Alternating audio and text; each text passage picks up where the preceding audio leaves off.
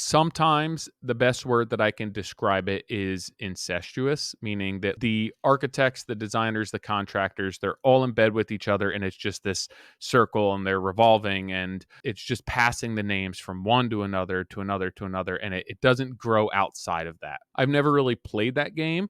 Like, it's great to have these relationships, but to pass a lead to somebody because you're hoping to get more work out of it or because somebody did you a favor, I don't know if that's the right move as far as like who's the fit for this job, or hey, this job came to me through this lead.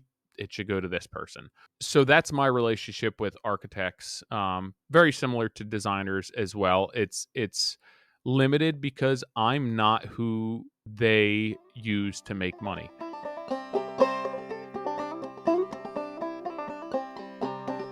What's going on, everyone? Hope you are having a good week here. It is, what's today? The 6th of February. My wife said that January was extremely long for her. And I'm not going to lie, January was long for me too, but I somewhat enjoyed it. Getting everything back in order. I feel like I've said this to you guys before, but catching up on life, this past job beating me up some. And getting back to it, taking care of some things that I need to, getting to return customers, all of that. January was slow and drug out, but it was nice. It didn't fly by as the rest of life has been for the past, however so long, I guess, since I became an adult. But I enjoyed it. February's going relatively slow as well. I was going to be like, what's it? It's got to be close to Valentine's Day already. But it's only the 6th. So we still have some time yet. I still have some time yet. Rachel, I still have time. She doesn't listen to my podcast, but she ended up listening to the one about relocating and just a restart and what I have felt, what I continually do feel. And she came in the door pissed off at me. She's actually never really pissed at me. She and I are very different personalities, very different motivations, just different people. I was hoping that our kids would get a mix of us, but it seems that Selby has gotten all Rachel until he's gotten all me. So we're getting a little bit of a taste of our own medicine. That being said, Selby is the much better child. I won't say any more than that. I've been messing around with some studio lighting here as well. If you guys are watching this on YouTube, I doubt you are. But if you're not, you should. You definitely should. Hop on YouTube. Check this out. Check out the main Modern Craftsman. We're posting that everywhere, so check it out. If you're listening on Spotify or iTunes or whatever it may be, I'll take it. But I'd love if you hop on YouTube and watch it. And then also check out the blog post. I write a blog to accompany these recordings every week, and it's a little bit different information and a taste, so you can hop on, check that out. Also, check out the Modern Craftsman store, www.moderncraftsman.co. I'm not sure if we officially released this yet. Let me see. I'll hop on here real quickly. But I know that doesn't look like they're up there yet, but you know what? I'm a co-host of this, and I'm going to drop the bomb. We should have knitted beanies up, winter hats up relatively soon. So if they're not up, they should be up shortly. We also have some Hive notebooks, still some pencils left, some t-shirts. This is one way of supporting us. You may not necessarily need a set of pencils. You may not necessarily need a notebook, but this is one way that we can get our brand out there, spread the word, and help offset some of the costs that go into this podcast. So if you feel so obliged to hop on there and make a purchase, I know we don't have t-shirts right now, but check out the hats, check out the pencil, check out the notebooks. Again, maybe you don't need a winter hat, but it's one way of endorsing us and helping us out. And every little bit counts for us with everything that we're putting into this. So again, think of it from that perspective, that it's just a way to support us and support the brand and help us continue to put time into this. We're not making a ton of money off those items, but again, it helps us support other small brands, the people who make the pencils, the people who make the notebooks, Ken, who designed the notebook, the graphic company that puts the t-shirt designs together, Harnish Workwear, who prints them. So it's just a way of really supporting the maker community. It's not putting, if anything, in our pockets. It's not putting much, but we do appreciate that. So again, keep that in mind. This week's oh yeah, that's where I was going. But I've been messing around with studio lighting, and it's really difficult because I'm sitting in front of my computer and it's this bright screen. So I get like this different look when my computer's bright and when it's not bright, and I just put a backlight in. So I'm trying to spruce it up a little bit. I'd like to get a little bit of background elements involved, but once I integrate something else, I have to check with Doug to see how it looks, because I can't tell until after I record this. I know that I'm having issues with my Wi-Fi. And I guess my computer kicked onto Wi-Fi last time and it wasn't hardwired in, so my voice and my face weren't matching up. And I knew that going into it, but I didn't know it was wrong. So now I'm trying out different camera settings again. I still haven't gotten it completely right. Maybe it was better left alone, but I'm not going to go there. It's going to wind up better in the long run, for all of you guys who want to see my lovely face and not just this lovely voice, which makes me laugh all the time, because I think there was somebody who commented on the podcast years ago, and Ellie from Anderson always brings it up to me about how terrible my voice is. And I was like, yo, I didn't start a podcast because I think I have a wonderful voice, or that you guys just want to listen to the tone of my voice ring throughout your ears and speakers and headphones. That was not the reason. But if you want more than my voice, you can check out the recordings on Modern Craftsman YouTube and the blog post. That'll be my written word. All right. So this week, I actually had something else written and I spun it and wrote a different blog post due to, it's going to be two-part, but due to an experience I just had with a return customer. So I'm going to brief you on this and then we'll get into it. I have a customer that was a referral from a friend of mine, and I've worked for them. I've done a couple of jobs for them, a larger project and then a mid-sized project, but both high-end renovation projects. And they found me. They were very happy with my work. That they wanted, that they could keep me employed full time, just hire me to work at their house every single day. Always happy with what I did. We had a really good rapport, and very comfortable with my relationship with them, and them being happy with my work, the way that I operate, who I have in their home, the quality of the work, price point, all of that. So it was just one of those customers that I'm like, I'll have this customer for life. And they live in an older house. It's a bigger house. They have young kids, and they want to renovate some of the house. It's a nice house, but they want to change some things around. They have a ton of ideas and they need a hand with the design, and they want to be involved with it. Both highly intelligent people who have, although they may not understand construction, they want to be a part of the process. They want to understand and have input as to their space. They've gotten burnt a couple times. So from a design perspective, with what they want to do, exterior renovations, interior renovations, big plan for the house. It's a very, very old house, a couple 100 years old. And I thought it was best to bring in a professional to bring all of these ideas together, because they're living in the house. It's an old house. They have young kids. It can't be a ground up, or a full gut reno with them living there and relocating. It doesn't make any sense. So it's a big enough house that we can bite off pieces at a time, but they need a lot of help with this, and they want to be involved with this. And it's not a small enough project, and I think that there's so many pieces coming together that I want a cohesive design, at least big picture as to how this is going to come together. I don't want to design the landscape and the exterior independent of what they want to do on the interior and possibly bumping some rooms out.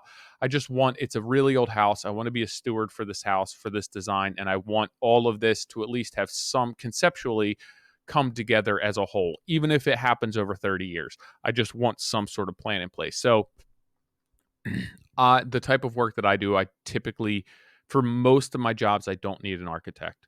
Um, I have some workarounds as far as who I can use to design things. I'll get engineers to do the structurals. We'll either hire interiors, we'll do the interiors, we'll work hand in hand with a kitchen vendor that will, if we give them a floor plan, they'll lay out the interiors and the partitions for the kitchen. There's just a bunch of workarounds and how we see fit depending on the job and the smaller projects that I don't use an architect on every job. I don't use an architect on 50% of my jobs. I love when people use architects, but sometimes if I understand the capacity of what we're doing and I need some structurals, it doesn't make sense if I'm involved and want to handle part of the design to bring in an architect. If every budget allowed for it, I would just be like, yeah, hire an architect, hire an interior designer, and come back to us when you're ready.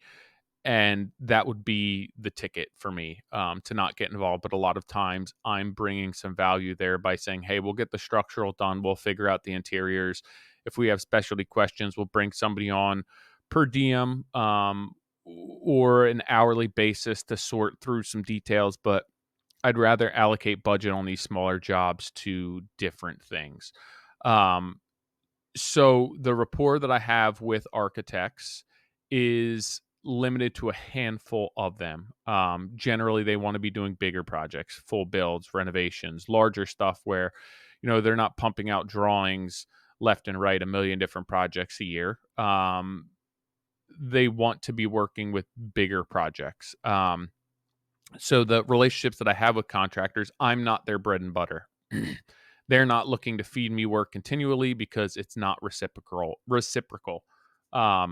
They're going to, pat the back of the guys who use them on every single job, and they're going to refer the guys that they want to be in bed with, work with, the designers that they want to be in bed with, work with. And it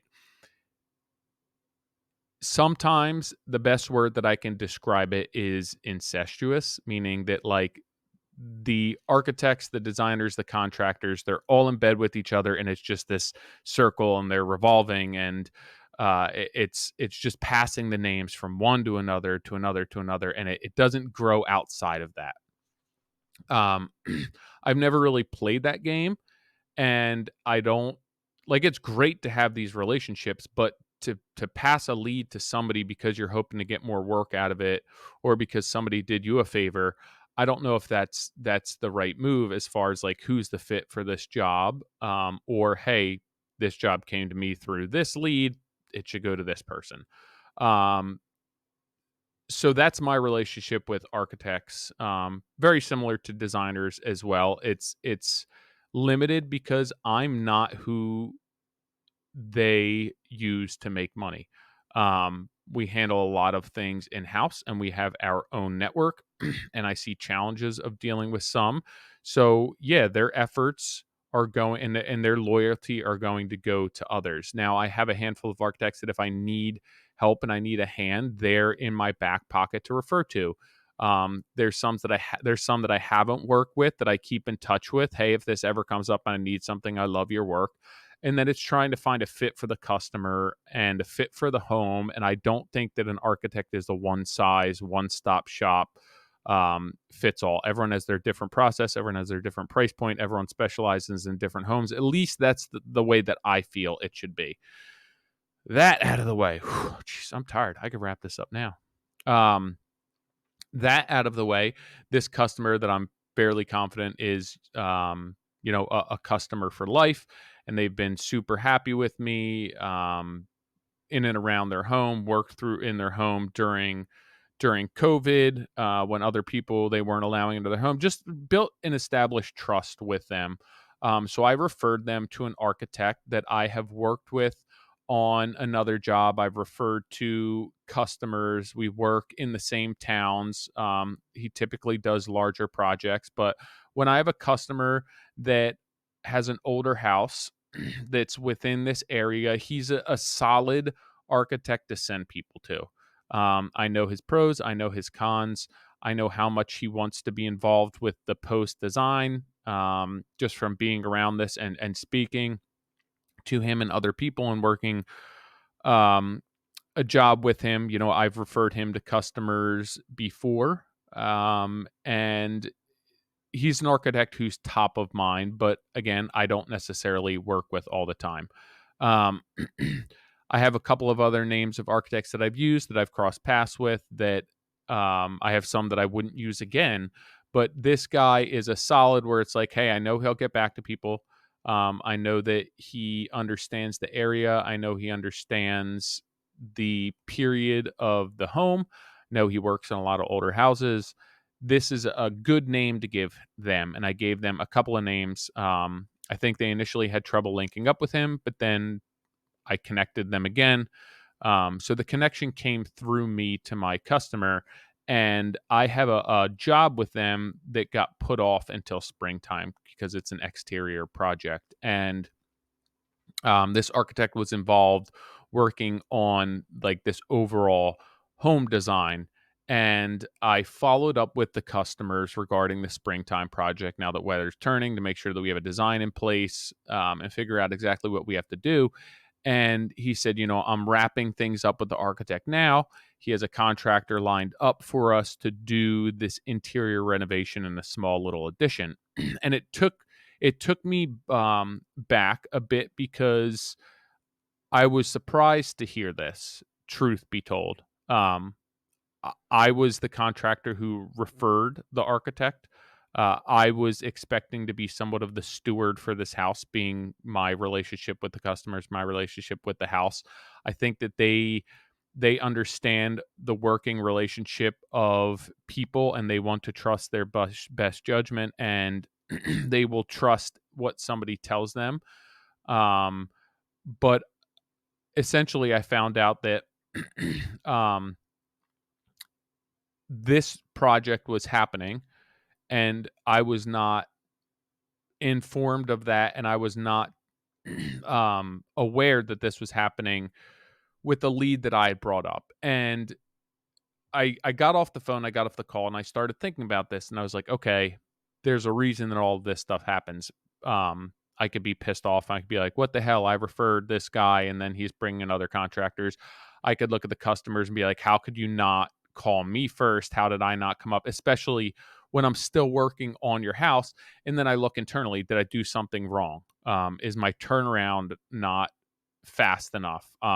Did I drop the ball with the architect? Did I drop the ball with the customer?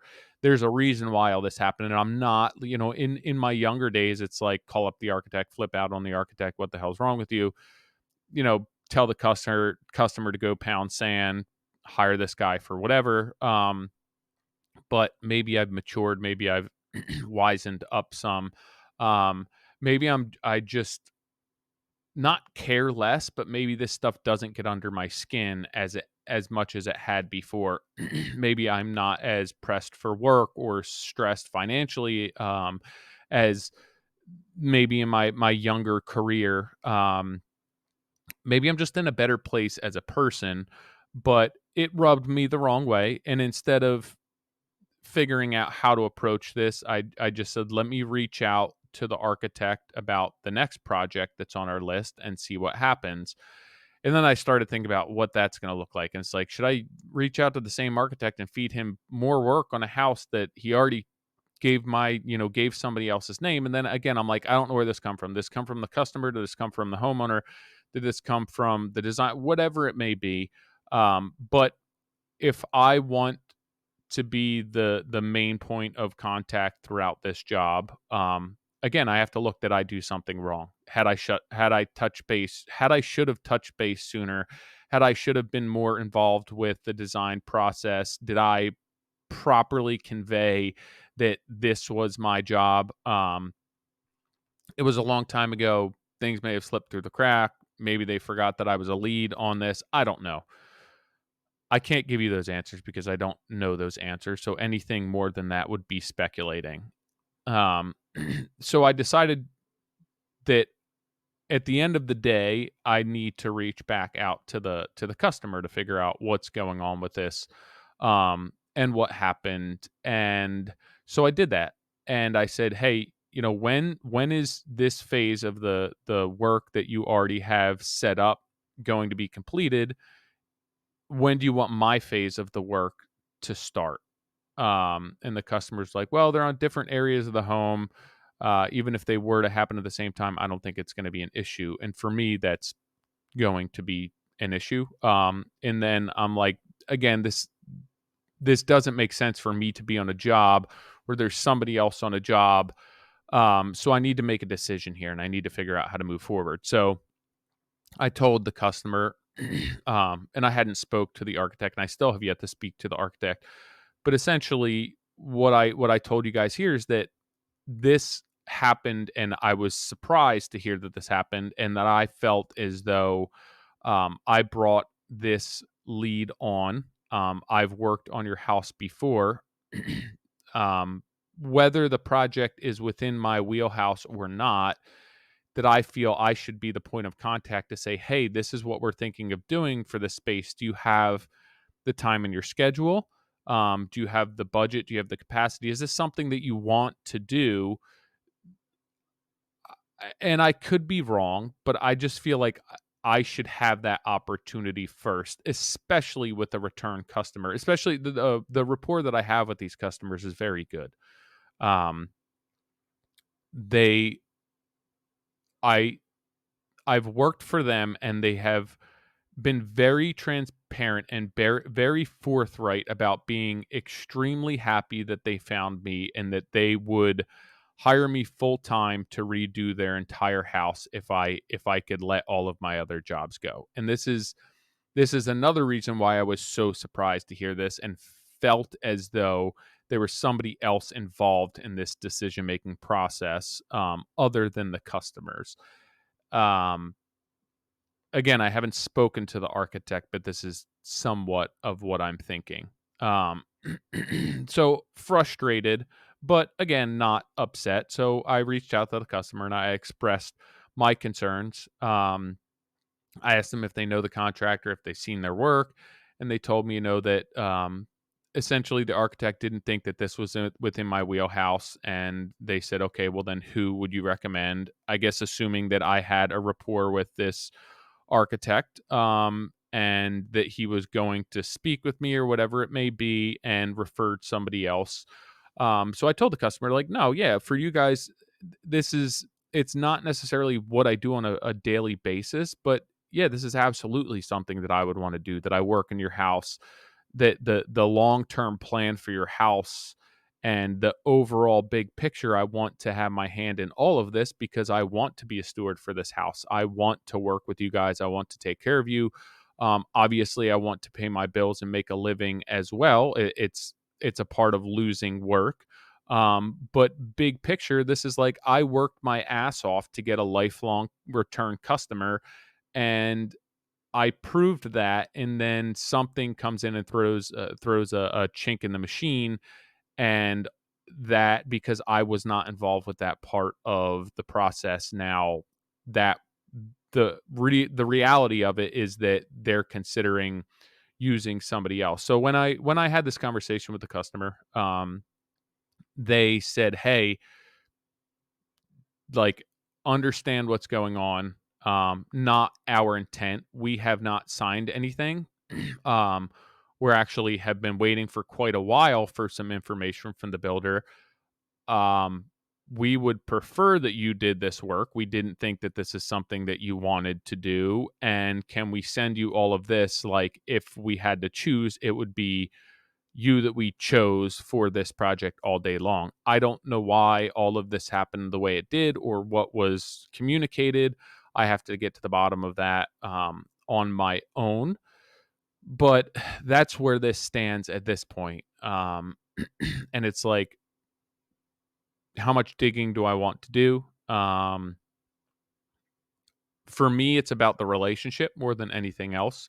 I have plenty of work, and I'm comfortable with my work and my customers and return customers and new leads that are coming in. That it's not that as much as I worked for these customers. I did really nice work for these customers, and I built this rapport and this relationship, and I've referred them to subs when they need other work on their house. I've referred them to other contractors when they needed stuff on their house. I've given them my HVAC contractor, a buddy of mine who does landscape design, an architect. We've established this trust, and now this makes me question that some. And again, I don't know where that's coming from or who was in the wrong. Or if this is just me dropping the ball because I have to look at it and I have to assume some accountability from this. Did I just assume that I could pass this lead off to the architect? Because typically that's not what I'm doing. It's like, hey, you want to hire a designer, let me be a part of that process. You can sign a contract through me. Architect, I will hire.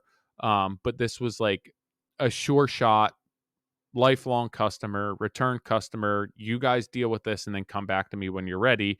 And there was a miscommunication there, and things went another direction. And I found out after the fact from the customer. um, so I do need to get to the bottom of that. But did I drop the ball? Should I have followed up earlier? Realistically speaking, we had a project that bumped till spring because of everything that was going on in weather. And I did not intend to reach back out because I thought that this was the next project on the list, on the overall big picture home list, and there was no sense in following up if headway had been made or not, because we weren't getting to priority one until springtime. Again, is that my fault? Is that because I don't have the capacity to be doing the two projects at once or getting to this sooner than they want? I'm not sure. But part of this I need to be accountable for. So that's where this stands and what's going on with this project and this experience. And I was frustrated with it. And I think the biggest takeaway for me is to not become so complacent to just pass leads off, right? To follow up, because at the end of the day, it's your reputation. If I had referred this customer to this architect and this architect suggested a different contractor, and then that was a terrible experience, although they didn't hire me, they would be like, why did this architect who Tyler referred refer us to this person when they know that this is the type of work that Tyler does? Um, I feel as though that would fall back on me some. And it shouldn't necessarily, but it would. It's the same thing where I shouldn't necessarily be complacent when a customer reach out to me and say, hey, do you have the name of an HVAC guy? We're running into an issue. I know that you had somebody on our job who did this. Maybe I shouldn't just pass that name along and assume that they're going to do a great bang up job for my customer because I'm not managing them. So there's lessons and there's takeaways from this where it's like, hey, I refer an architect, I refer an interior designer, somebody, even if I'm hands off, even if I'm like, I'm going to sit back until this all is finalized and the bow is on it and it's sealed and pushed over to me, maybe I should follow up more. Maybe I shouldn't wait until I hear from them. Maybe I should just remain a little more present in their ear and shoot out an email. Maybe I should follow up with the architect to see how things are going on. I did none of this. Um, so again, there's definitely some issues that I need to sort out on my own end and some things that I could change and do differently. But I guess I got comfortable. Um, and I don't want to say rightfully so or not that this all happened. And I'm not sure how this is going to end, but there were things that I could have done differently, and I see that now. And the big takeaway for me is to be able to step back and put the emotions aside and the frustrations aside and not become angry and figure out, well, why did this happen? Not necessarily from a pointing fingers or a blame perspective. Why did this happen? And what can I do differently next time? And how can I manage and navigate this situation moving forward? Because 5 years ago, 10 years ago, if this were to happen, I would be very upset. And I would probably be angry and I would want some sort of recourse for this, and maybe I would burn some bridges because I was so upset, and it's just not worth it to me. Although that may be satisfying to some extent. Why? Like, why allow this, or the architect or the customers or work, to rob me of happiness, to rob me of some sort of internal peace? At the end of the day, like, I don't know, my uncle told me years ago, your customers are your customers, and everyone loves you, and they love your work, and they love your price, and they're so happy to have your number in their Rolodex. But as soon as you die, they're going to find a new contractor, and they're probably going to forget about you, and that's just the way it is. So you can't base your happiness on these customers. You can't base your business and how you orchestrate your lifestyle and your family and your happiness and where you are based on customers, because they change, they go away, they don't need work on their house anymore. And that stuck with me, and that made a lot of sense. And I did realize a few years ago that I need to put less emphasis on other people's happiness or contentment making me happy. So that's going above and beyond for customers who just aren't appreciative. I you get the job that you deserve, and if you treat me well, you're going to get the same treatment in return. But if you're not nice and you're not kind and you're not fair, I'm not going to go above and beyond and bend over backwards and concede a ton of time to help you when you're not doing the same for me. So I've just realized over the past few years that something like this isn't worth my peace. It's not worth my anxiety. It's not worth my happiness. Um, there's other jobs out there. There's other customers out there. There's other architects out there. I have plenty on my plate. I have this same rapport and relationship with many other customers that are very appreciative of me and what I do. And if this doesn't work out, it doesn't work out, and I'm okay with that. But I'm definitely different than I used to be with this regard, because I just feel like it's not worth getting upset about. So that's my podcast and my blog post for today. It was something else, and then this came up, and it was top of mind, and I was somewhat frustrated with it, and just wanted to talk it out. I'm not looking to throw anyone under the bus. Probably nobody that you know, whoever's listening to this, but it was just an interesting experience that I ran into that, I'll be honest, I have not ran into before. And I hope to not run into again. And it's not something that I would do to somebody else. Um, that being said, maybe it was an accident. Maybe it slipped through the cracks. Maybe somebody was just a better fit. But I'd at least like to be included in that conversation, when I've been the person trying to put all these pieces together.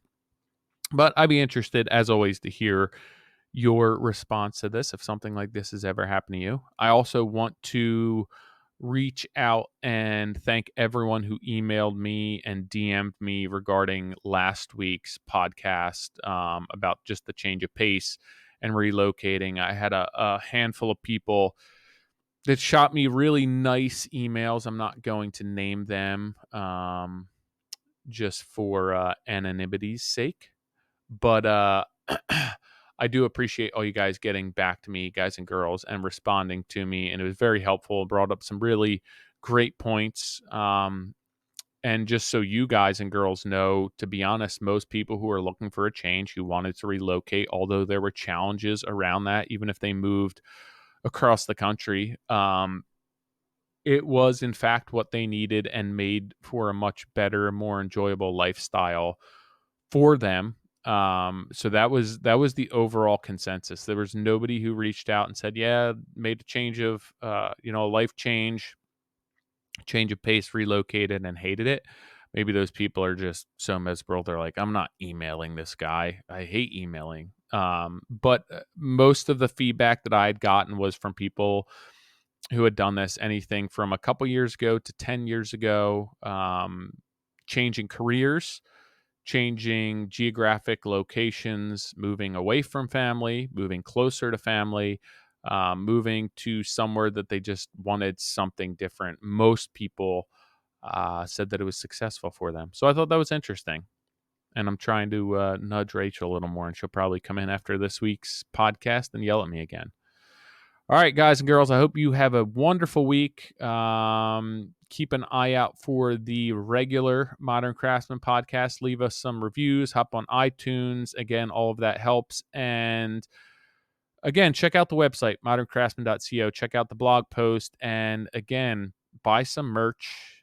It helps us more than you know, and it helps everyone who we are involved with, all these other small companies, the designers, the screen printers, the people putting everything together. It helps them as well. So it's supporting more than just us.